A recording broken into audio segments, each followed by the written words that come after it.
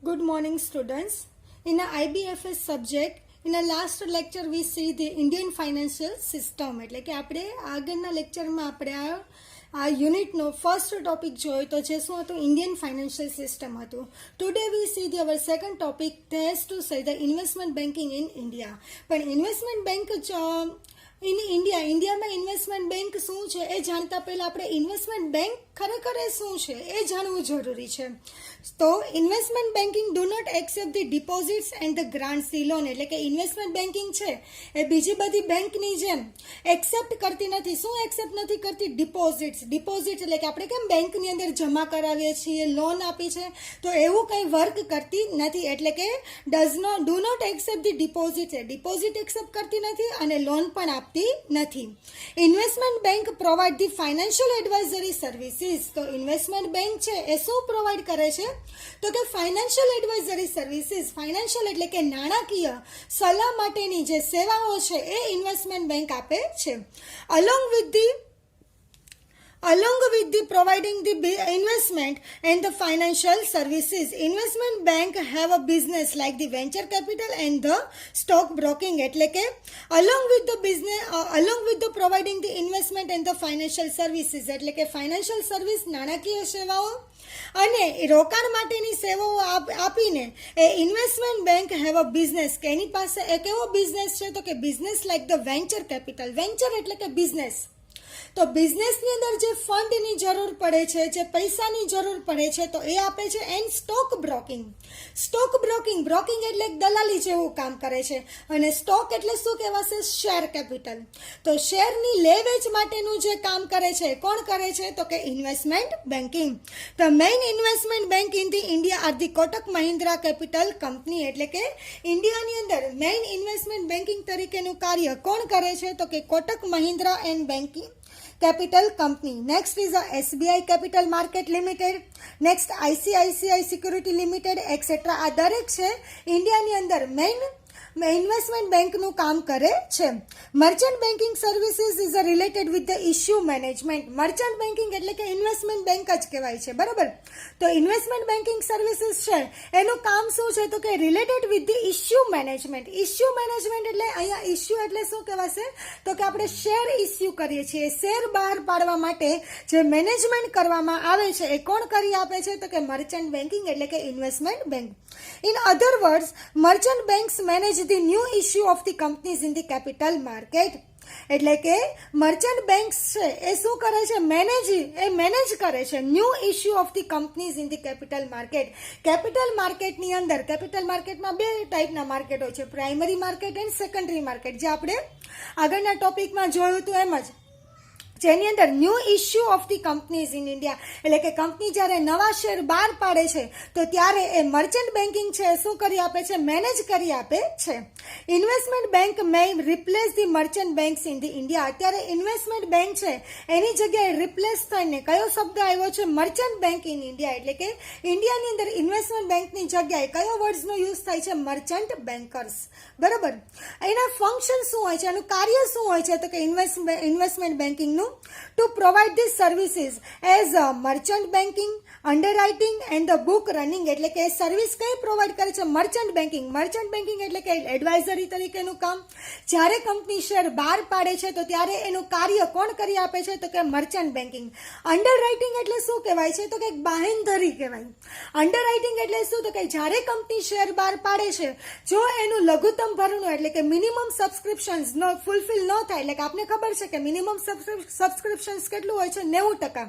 લઘુત્તમ ભરણું કેટલું હોય છે? 90%. એટલે કે શેર બહાર પાડ્યા છે, ટોટલ શેર કેપિટલ બહાર પાડી છે એના 90% તો મિનિમમ લઘુત્તમ ભરણું ભરાવવું જોઈએ, તો જ કંપની છે એ શેર બહાર પાડી શકે છે, નકર બહાર પાડી શકતી નથી. તો એટલા માટે અંડરરાઇટર્સ જે અંડરરાઇટિંગની સર્વિસ આપે છે, જે શું કરશે? તો કે કંપનીને પ્રોમિસ કરશે, કંપનીને બાહેંધરી કરશે કે જો મિનિમમ સબસ્ક્રિપ્શન્સ નહીં ભરાય તો એ કંપની વતી એ પોતે શેર શું કરી લેશે? પરચેસ કરી લેશે કંપનીના. તો એને શું કહેવામાં આવે છે? અંડરરાઇટિંગ. અને એના બદલામાં એ અંડરરાઇટર્સ છે અમુક ફી વસૂલ કરતો હોય છે. સો અંડરરાઇટિંગ સર્વિસીસ પણ આપે છે. And book running. Book running એટલે કે શું કહેવાય છે? તો કે કંપની છે એણે શેર બહાર પાડી લીધા, ત્યારબાદ એક ટ્રેડર્સમાંથી એક છે ઇક્વિટી શેર હોલ્ડર એ બીજાને વેચે છે, બીજો છે ત્રીજાને વેચે છે, તો દરેકની અંદર એક બુક રનિંગ તરીકેનું કામ. અમુક તમે શેર પરચેસ કરશો, ત્યાર પછી એને વેચશો, લેશો, તો એ રીતે જે સેલિંગ અને બાઇંગ અને સેલિંગની જે પ્રક્રિયા થતી હોય છે, ક્યાં થતી હોય છે? બુક રનિંગ પ્રોસેસની અંદર. તો એ બુક રનિંગનું કામ પણ કોણ કરે છે? તો કે ઇન્વેસ્ટમેન્ટ બેન્કિંગ. બરાબર. Second one is helps the private sectors corporate in the issuing securities, એટલે કે એ પ્રાઇવેટ સેક્ટર્સ ખાનગી કંપનીઓ છે એને પણ ઇશ્યુઇંગ ધ સિક્યુરિટીઝ, એ શેર બહાર પાડવાની અંદર એને શું કરે છે? મદદ કરે છે. Third one is help the companies in fund raising through the initial public offer, એટલે કે IPO, qualified financial institutions placement and the preferential allotment, એટલે કે હેલ્પ કરશે કંપનીને કઈ રીતે? ફંડ રેઝિંગ કરવા માટે, એટલે કે ભંડોળ વધારવા માટે. કેવી રીતે?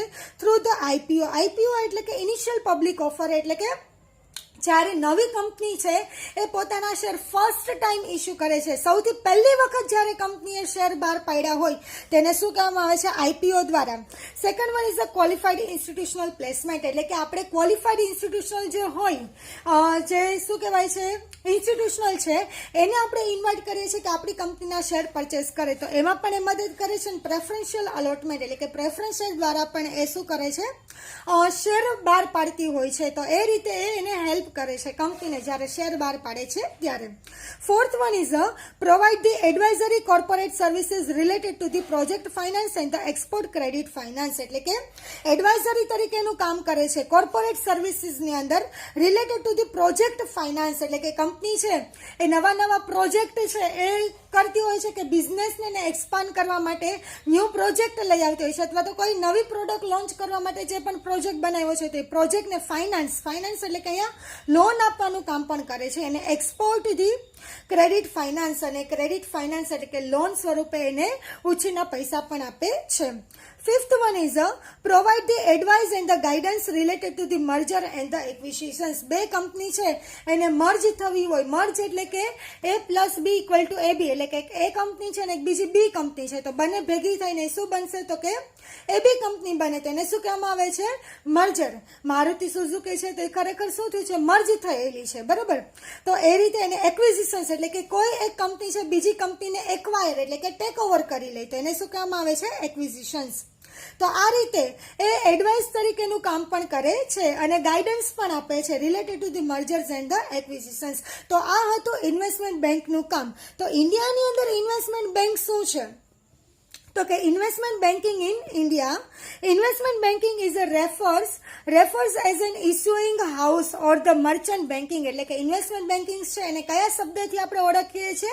ઇસ્યુઇંગ હાઉસ, કે જ્યાં શેર ઇસ્યુ કરવાનું હોય છે, ઓર ધ મર્ચન્ટ બેન્કિંગ અથવા તો મર્ચન્ટ બેન્કિંગનું કામ કરે છે.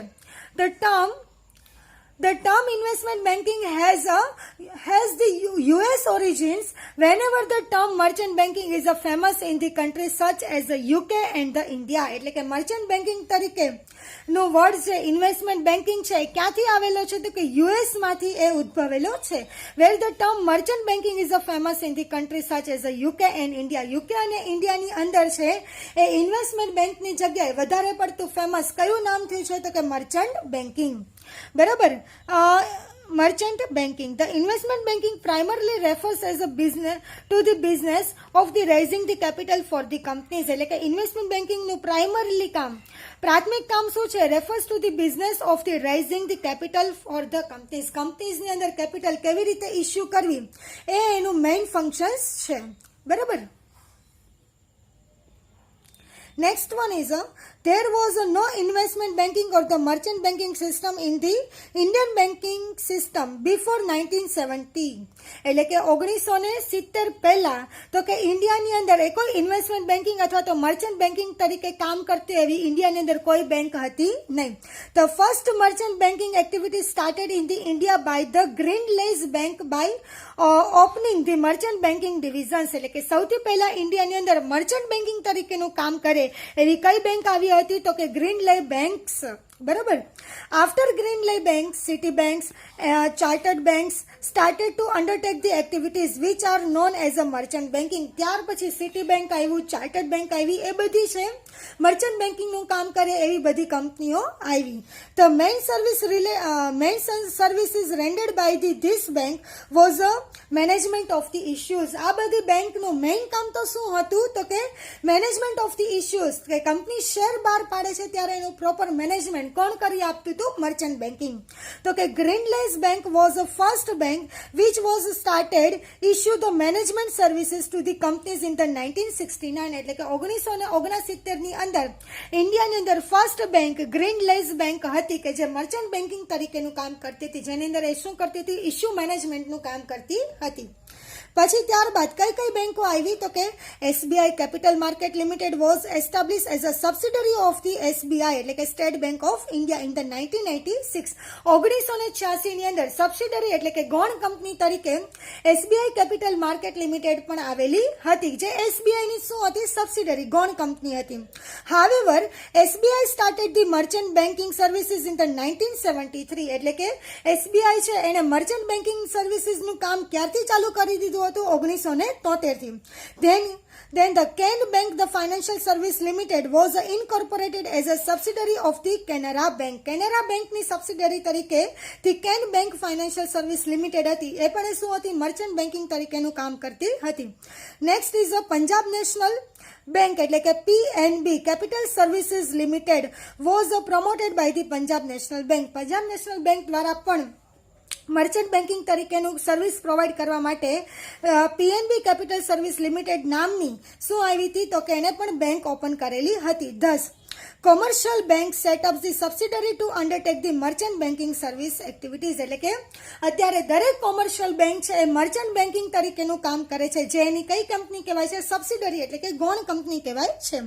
The private merchant bankers have also started to recognize their activities in the field of, for example, JM Financial and the Investment Consultancy Limited, 20th Century Financial Corporation Limited. એટલે કે 20મી સદીની અંદર જે પ્રાઇવેટ મર્ચન્ટ બેન્કર્સ છે એ પણ એને પોતાના consultancy પોતાની સેવાઓ આપવા માંડ્યા હતા, કે જેની અંદર કઈ હતી તો કે JM financial and the investment consultancy limited 20મી સદીમાં આવી હતી.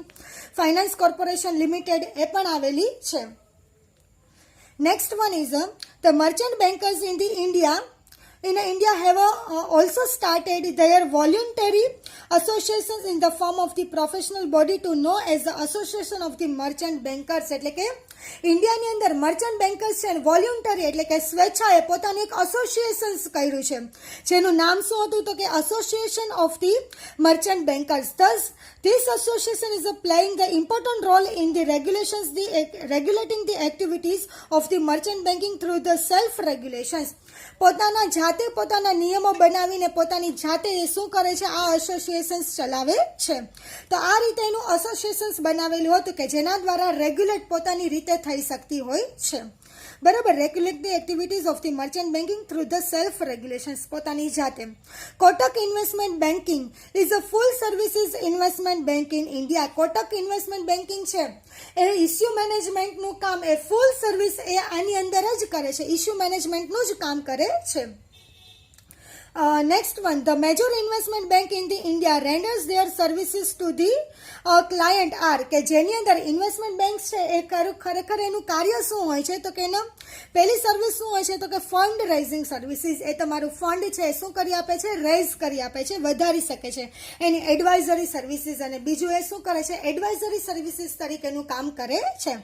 Activities of the investment banking or the merchant banking are under the regulation of the SEBI's. એટલે કે આ બધી જે એક્ટિવિટીઝ મર્ચન્ટ બેન્કિંગ અથવા તો ઇન્વેસ્ટમેન્ટ બેન્કિંગની જે એક્ટિવિટીઝ થાય છે એ કોના રેગ્યુલેશન્સ, કોના નિયમો મુજબ થાય છે? સેબી એટલે કે security exchange board of India. Investment banking facilities the entire process of the issue management. Investment બેન્કિંગનું કાર્ય શું હોય છે તો કે ઇસ્યુ મેનેજમેન્ટનું હોય છે. એટલે કે શેર ઇસ્યુ કરતી વખતે જે મેનેજમેન્ટ કરી આપે છે, જે પ્રોસિજરમાંથી એને પસાર થવું પડે છે, એ દરેક વસ્તુનું કામ કોણ કરી આપે છે? Investment banking. The major investment bank renders the core services along with the allied services under the SEBI's regulations. એટલે કે બધી મર્ચન્ટ બેન્કિંગની દરેક એક્ટિવિટીઝ છે, કોર એક્ટિવિટીઝ, એની પ્રાથમિક બધી એક્ટિવિટીઝ છે એ કયા બેઝિસ ઉપર થતી હોય છે? સેબીઝ રેગ્યુલેશન્સ એટલે કે સેબીના નિયમો મુજબ જ થાય છે. The service are offered by the expert staff અને એ સર્વિસ છે એક્સપર્ટ સ્ટાફ દ્વારા એને ઓફર કરવામાં આવતી હોય છે. Investment banking offer the services to the issuer in the critical circumstances as a professional advisor when the Indian companies come up in the mega issues એટલે કે ઇન્ડિયન કંપનીઝની અંદર ઘણા બધી મેગા ઇશ્યુઝ બહુ મોટા વધારે પડતા ઇશ્યુ થયા હોય તો ત્યારે એક એક્સપર્ટ તરીકેનું કામ અથવા તો ક્રિટિકલ સિચ્યુએશન્સ કે બહુ એવી પરિસ્થિતિ આવી જાય કે જ્યારે એડવાઇઝરી તરીકેનું કામ પણ કોણ કરી આપે છે? Merchant banker. At a present it is a necessary for the investment banking to render the quality types of the guidance and the advice to their clients with the ethical manner. Ethical એટલે કે બહુ સારી રીતે અને એ સાચું advice આપે એ રીતે ethical મેનરની અંદર એ શું કરી આપે છે તો કે ઘણી સારી એવી જ્યારે જરૂરિયાત હોય આપણે ત્યારે ઇન્વેસ્ટમેન્ટ બેન્ક છે quality types of the guidance એટલે કે બહુ સારું એવું ગાઈડન્સ આપે છે અને સલાહ પણ આપે છે. For this adequate expert and the qualified staff is a necessary પણ એના માટે બહુ ક્વોલિફાઈડ અને બહુ એડિક્વેટ પૂરતા સ્ટાફ હોવા જરૂરી છે એટલે કે એક્સપર્ટ હોવા જરૂરી છે. Indian raising to invest the abroad depends upon the investment bank or merchant bankers for the valuable guidance એટલે કે ઇન્ડિયા છે ઇન્ડિયાની અંદર ઘણા બધી એવા હોય છે કે જેને એબ્રોડથી એને શું કરવામાં આવે છે? લઈ આવવામાં આવે છે કે શેના માટે? તો ઇન્વેસ્ટમેન્ટ બેન્કર્સ કે જે વેલ્યુએબલ ગાઈડન્સ આપી શકે એના માટે. Activities of the investment banking in the India are under the regulation of the SEBI પણ આ જે એક્ટિવિટીઝ છે ઇન્વેસ્ટમેન્ટ બેન્કિંગની એ કોના થ્રુ થતી હોય છે તો કે સેબીના રેગ્યુલેશન્સ મુજબ જ થાય છે. Investment banking plays an important role to ensure that the capital funds are raised successfully એટલે કે બહુ સફળતાપૂર્વક તમે તમારું ફંડ રેઝ કરી શકો એના માટેનું એક રોલ તરીકેનું કામ કોણ કરે છે તો કે investment banking. There is a growing of the demand જે આપણી શેરના પ્રાઇઝની માંગ પણ વધારી શકે છે.